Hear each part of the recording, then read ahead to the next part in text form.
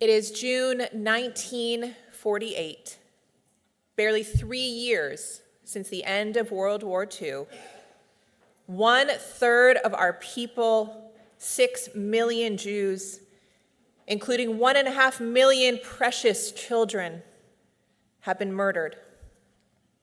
Tens of thousands of survivors still remain in Europe, living in displaced persons camps, waiting, yearning for a home, a safe place free from persecution, a place where they can begin again. And then, against all odds, the unimaginable happens. Out of the ashes of destruction, a miracle takes shape. A sovereign Jewish state restored in our ancestral homeland after 2,000 years. But the ink on the Declaration of Independence is barely dry before Israel is attacked on all sides. 5 Arab armies vowing to drive the Jews into the sea. But what almost broke the newborn nation, it was not an enemy beyond her borders, it was a threat from within, a conflict that nearly tore the Jewish people apart from the inside. Just weeks after independence, a ship called the Altalena approached the shore heavy with weapons and fighters from the Irgun, a militant underground led by Menachem Begin. Those weapons were desperately needed for the war effort, but David Ben-Gurion, Israel's first prime minister, feared that if the Irgun remained independent from the Haganah, today's IDF, the fragile unity of the Jewish people could crumble before it even began. Negotiations quickly broke down, the standoff escalated, and in a tragic turn of events, Ben-Gurion's forces opened fire on Begin's ship. Explosions ripped through the Altalena, smoke billowed over the sea, and when the guns fell silent, 19 young Jews lay dead. The nation was on the brink of civil war. Begin's loyalists, enraged at the sight of their brothers killed by fellow Jews, pressed him to retaliate, to strike back at Ben-Gurion and the Haganah forces. It would have been easy to answer blood with blood, but Begin held firm. He rose before his followers and declared, "We will not fire back. There will not be a war between brothers." His refusal to retaliate, his restraint in the face of fury, saved the fragile new state from destruction. And it was a decision that demanded more courage than violence ever could, the very embodiment of what it means to take the high road. Many of us might look at Begin's choice that day and call it heroic, even superhuman.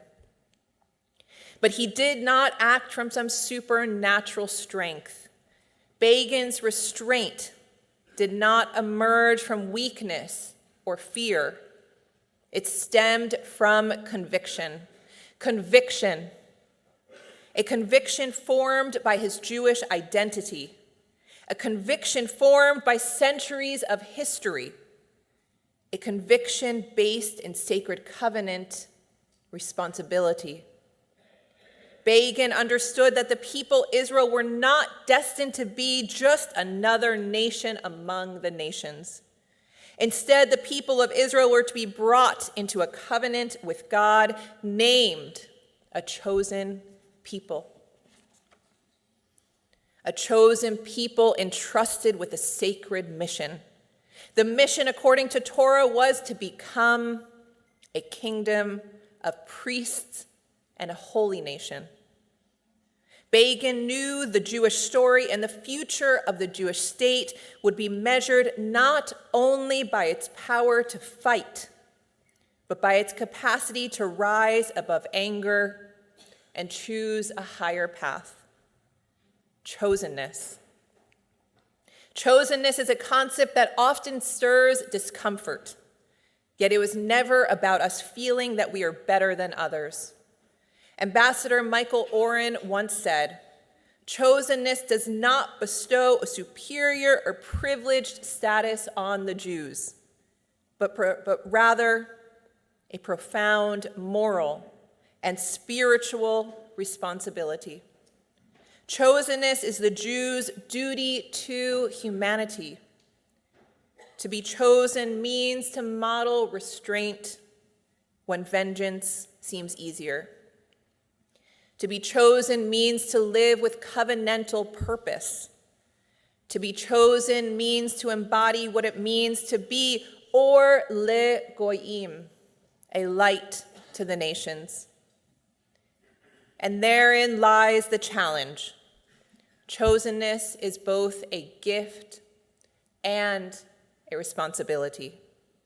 We are not chosen because of who we are, but because of who we are called to be.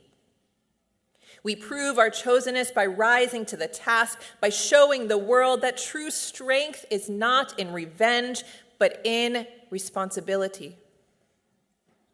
That's all good and well, a concept we can all support in theory.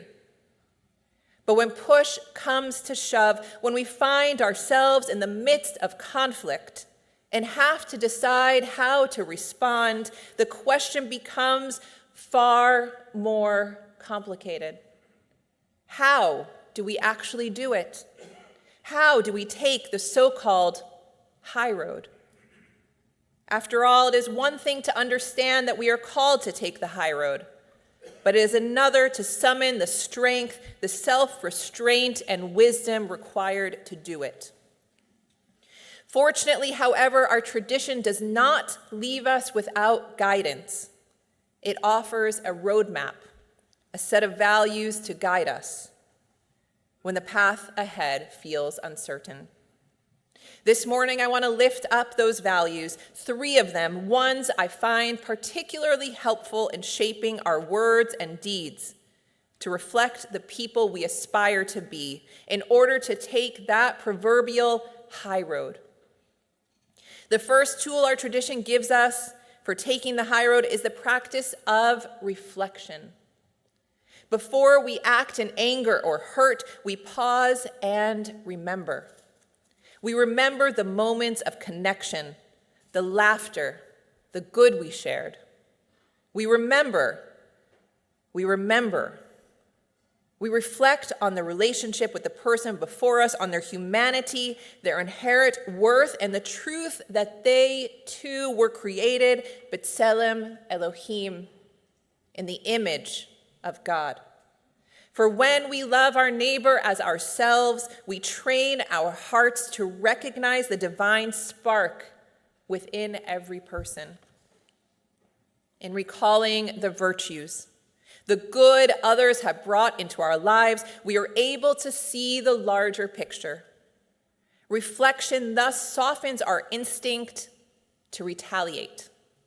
It gives us the strength to extend the benefit of the doubt.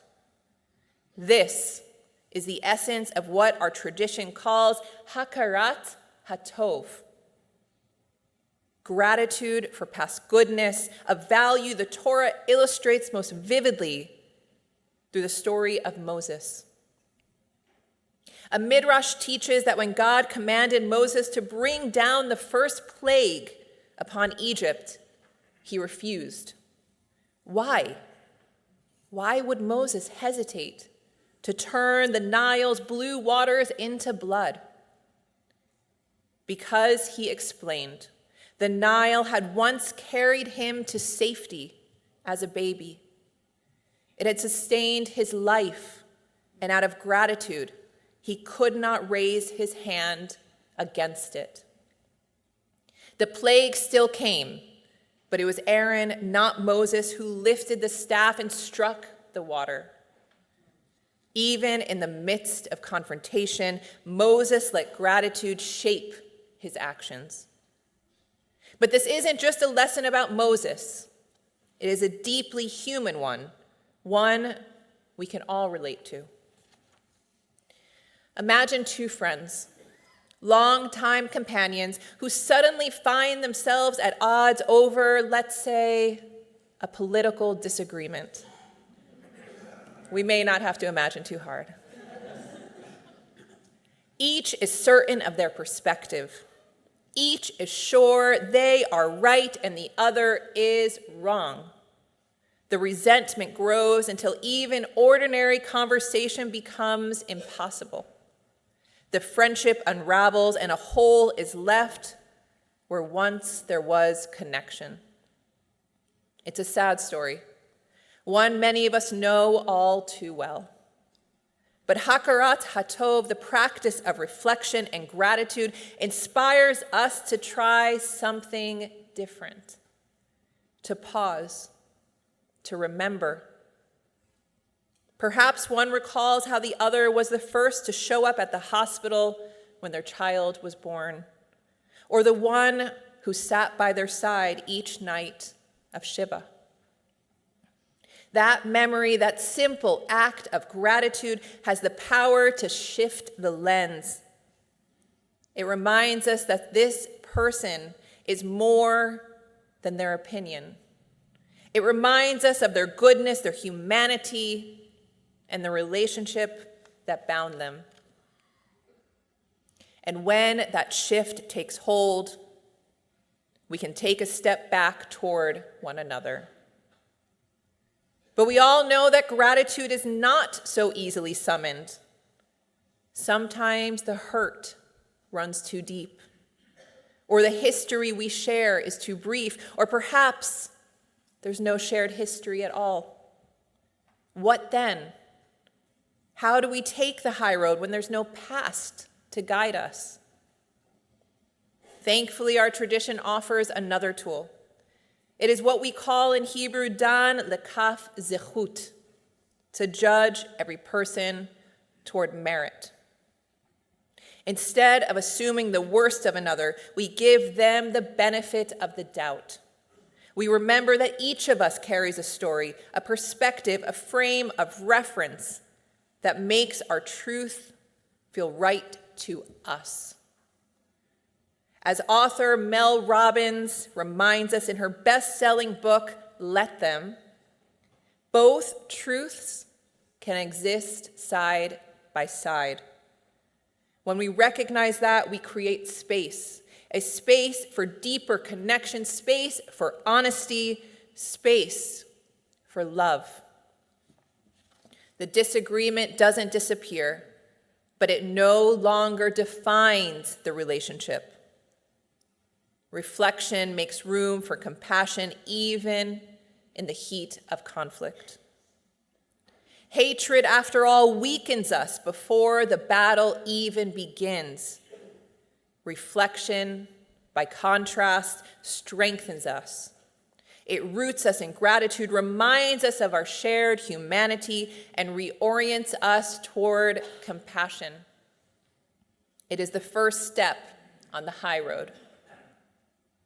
Now, if reflection is our first tool for taking the high road, our second is foresight. Foresight is learning to look ahead and ask not only, what do I want right now, but what will this look like in the future? So often conflict makes us short-sighted. We want to win, prove ourselves right.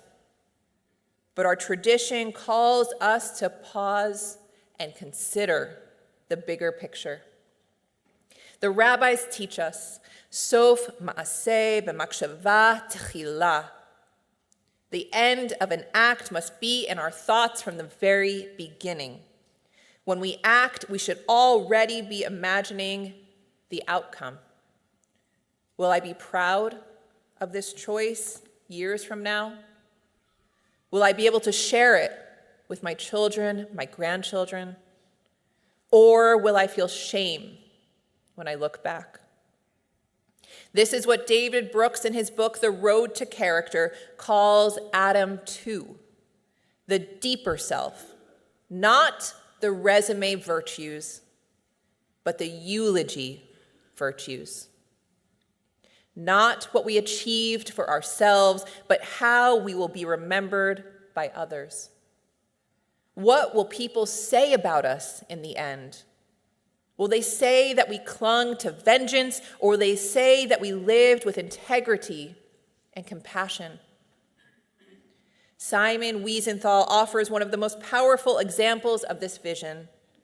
He survived the Holocaust, endured the loss of 89 family members, and when Mauthausen was liberated in 1945, he weighed only 90 pounds. After such devastation, no one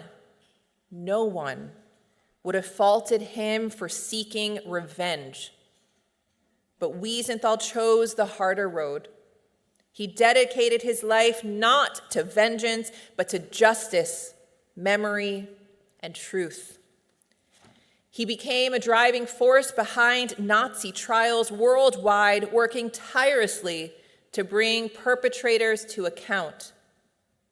As Wiesenthal taught, it is justice, not vengeance, that distinguishes us from our tormentors. Wiesenthal kept his eyes on the big picture, not short-term anger, but long-term dignity. His life teaches us that even in the darkest moments, choosing justice over revenge preserves our humanity and secures our future.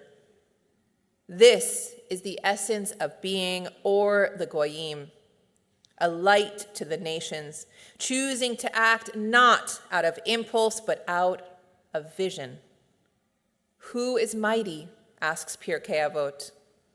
One who conquers their impulse. Taking the high road means having the courage to ask, what future do I want to build? And will this choice lead me there? Our goal, like Simon Wiesenthal's, must always be to seek justice, not vengeance. But even justice has its limits. And sometimes seeking justice is not enough. Jewish tradition teaches that true greatness lies not in pursuing midat hadin, the attribute of justice on its own, but in holding it in balance with midat harachamim, the attribute of mercy. It is with this in mind that we arrive at our third and final guiding principle this morning. This value lies at the very heart of Yom Kippur, this Day of Atonement. Throughout our services today, we rise and recite the 13 attributes of mercy. Adonai, Adonai, El, Rachum, V'chanun, Erech, Apayim, V'rav Chesed, V'emet. God who is compassionate, gracious, merciful, forgiving sin, cleansing, and pardoning. You see, the rabbis teach that God wrapped himself in a talit and showed Moses these 13 attributes, promising that whenever Israel sins, if we recite these words, God will forgive. Notice, however, that we do not beg God for justice. For if we were judged by Deen alone, none of us could stand. And if God, the judge of all the world, chooses to judge with compassion, how much the more so should we? Taking the high road, therefore, means that even when strict justice would be justified, even when it would be easier to lash out, to send that rage-filled text, to let anger dictate our words, we hold back. We choose mercy. We see the same moral struggle play out on the world stage. Israel, a tiny Jewish nation surrounded by enemies and constantly fighting for her very survival, faces these questions not in theory, but in lived reality. And yet, even when Israel is forced to act decisively To defend itself, it strives to embody the principle of din v'rachamim, balancing the demands of justice with the call for mercy, even in the most difficult circumstances, in the very midst of war. No other nation does what Israel does. To minimize civilian casualties, the IDF uses tactics like leafleting and roof knocking, systems developed to give advance warning before a strike. These measures often come at significant cost, slowing operations, allowing enemies to flee with civilians, and worst of all, putting IDF soldiers at greater risk. And yet, Israel continues to use them because preserving human life, even on the other side, is central to its values. That is not the easy path, nor the most efficient, but it is very clearly the high road. As Israel's first Prime Minister, David Ben-Gurion, once said, the state of Israel will be judged not by its wealth or military strength, nor by its technology, but by its moral worth and human values. Our strength as a nation is inextricably tied to our commitment to doing what is right, even in the midst of war. And this could not be more relevant than today, just 3 days after Israel courageously agreed to the Trump plan to end the war in Gaza. Despite profound anger, unimaginable grief, and an enemy that continues to hide behind civilians and hold innocent lives hostage, Israel has chosen to pursue a path rooted in responsibility and hope. Accepting this plan is not a sign of weakness. It is a testament to strength, the strength to prioritize human life, to seek justice without vengeance, and to look beyond the present battlefield toward a future of security for all. It is yet another example of what it means to take the high road, to temper power with conviction, and to let our deepest values, not our impulses, shape our actions. And regardless of what unfolds in the coming days, whether Hamas accepts this agreement or rejects it, my prayers remain unchanged for peace, for safety, and for a future in which Israelis and Palestinians alike may live without fear. At the very beginning of the sermon, I shared a story of the Altalena, a story that reminded us how the future of Israel once hung on the choice between retaliation and restraint. That moment, along with our wisdom, our tradition teaches that taking the high road is never the easier option, but it is always the holier one.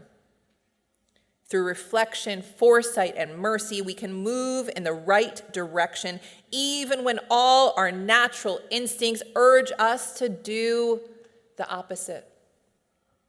My friends, to take the high road is to step into our responsibility as Jews, to be the moral beings we were called to be. It is my choice, and it is yours. And if we practice this discipline, if we choose the high road, internalize it, and commit to it, it will, in time, become second nature. On this Yom Kippur, as we stand before God, may we remember that we are not pleading for strict justice, but for compassion. And if God, the judge of all earth, chooses mercy, then surely we can as well. Reflection, foresight, mercy. That is taking the high road, the harder path, the holier path. A path I am blessed to walk alongside each of you. May God bless you and your families, and may we all be sealed in the book of life for a year of health, joy, and peace. Gmar Chatima Tova. Amen.